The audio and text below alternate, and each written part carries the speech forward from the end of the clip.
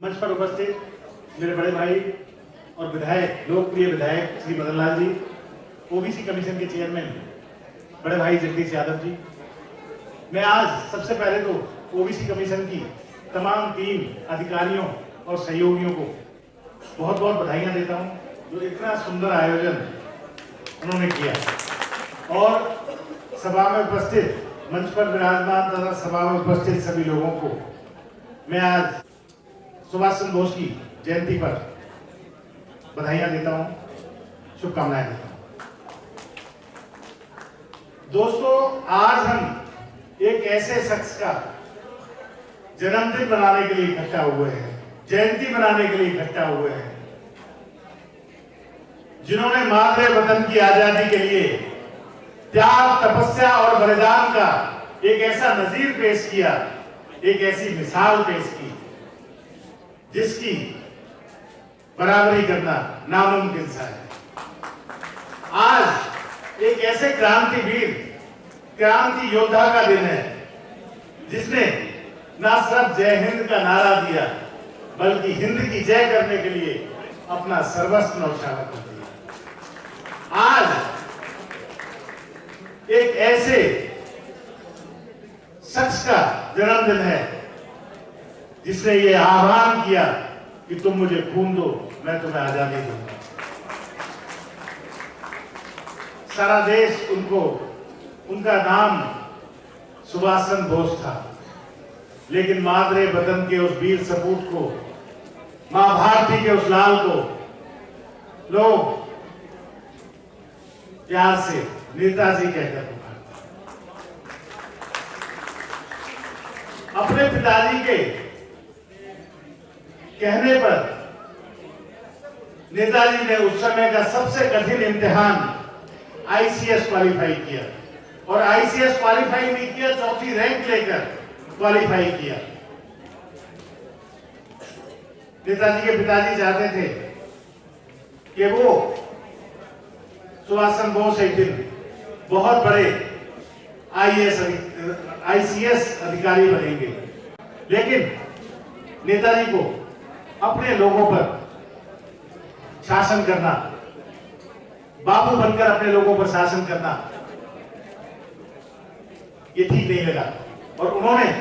बाबूगिरी की नौकरी पर लात मारकर देश की सेवा में अपने आप को न्यौछावर कर दिया। नेताजी ने देश के लिए कांग्रेस को भी ज्वाइन किया, कांग्रेस के अध्यक्ष भी रहे, लेकिन आगे चलकर कांग्रेस के तौर तरीकों से वो असहमत हुए, डिसएग्रीमेंट हुआ उनका, और उन्होंने एक ऐसे संगठन की नींव रखी, एक ऐसे संगठन की नींव रखी और एक ऐसी फौज बनाई जिसको पूरी दुनिया आजाद हिंद फौज के नाम से जानती है। एक ऐसी फौज जो हिंदुस्तान की आजादी के लिए लड़ रही थी, एक ऐसी फौज जो सर पे कफन बांध के, एक ऐसी फौज जो सर पे कफन बांधकर जान हथेली पर लेकर देश के लिए लड़ रही थी, एक ऐसी फौज जिसने अंग्रेजों को उनकी जुबान में जवाब देने की जरूरत थी।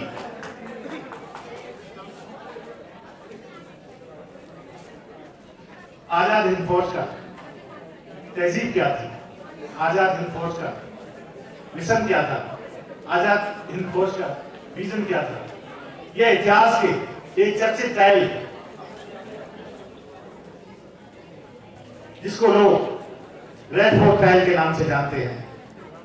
उससे पता चलता है। हुआ यूं कि आजाद हिंद फौज के मुख्य सैन्य अधिकारी प्रेम सहगल, गुरबख्श सिंह ढिल्लन और शाहनवाज खान को अंग्रेजों ने पकड़कर उन पर राजद्रोह का मुकदमा चलाया, और यह ट्रायल लाल किले में हुआ,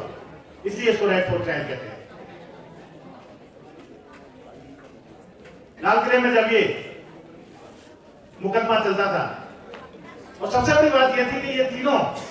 सैन्य अधिकारी, ये तीनों जाबाज हिंदुस्तान के अलग अलग मजहबों से आते थे। यहां तक कि गुरबख्श सिंह ढिल्लन और शाहनवाज खान के धार्मिक संस्थाओं ने उनको ऑफर किया कि हम आपका केस लड़ेंगे, लेकिन ढिल्लन साहब ने भी और शाहनवाज खान ने भी मना कर दिया और उनको कहा कि हम किसी मजहब के लिए ये लड़ाई नहीं लड़ रहे, हम ये लड़ाई देश के लिए लड़ रहे हैं और हमारा केस भी ये देश लड़ेगा। फिर क्या था, हिंदुस्तान के मशहूर वकीलों की टीम इकट्ठा हुई और उस रेडफोर्ट ट्रायल में उन सैन्य अधिकारियों के लिए तकरीर उन्होंने की, दलीलें पेश की और आखिरकार अंग्रेजों को प्रेम सहगल, गुरबख्श सिंह ढिल्लन और शाहनवाज खान को छोड़ और उनके साथियों को रिहा करना पड़ा। लेकिन ये कहानी एक नारे के बिना मुकम्मल नहीं होती, एक नारे के बिना मुकम्मल नहीं होती। और ये नारा जब लगाया जाता था जब रेड फोर्ट में, लाल किले में ट्रायल शुरू होता था। इतिहासकार बताते हैं कि ऐसा लगता था जैसे पूरा हिंदुस्तान लाल किले के ऊपर खड़ा होकर नारे लगा रहा हो, और उस नारे का, उस क्रांतिकारी नारा था, लाल किले से आई आवाज, सहगल ढिल्लन शाहनवाज, हिंदुस्तान की एक आवाज, सहगल ढिल्लन शाहनवाज। इस नारे ने, इस एक नारे की गूंज ने अंग्रेजी शासन की चूल्हे हिलाकर रख दी और नेताजी की इन कोशिशों से एक ऐसी क्रांति की लहर इस देश में आई, एक ऐसी बात पैदा हुई और ये नारा अंग्रेजों के ताबूत में आखिरी कील का काम इस नारे ने किया। नेताजी को याद करते हुए किसी ने बहुत खूब कहा है,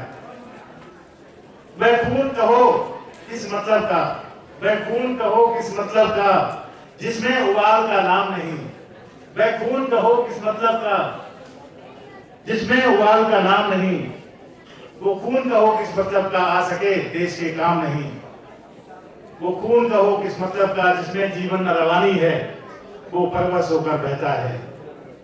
जो परवश होकर बहता है वो खून नहीं वो पानी है। शुक्रिया।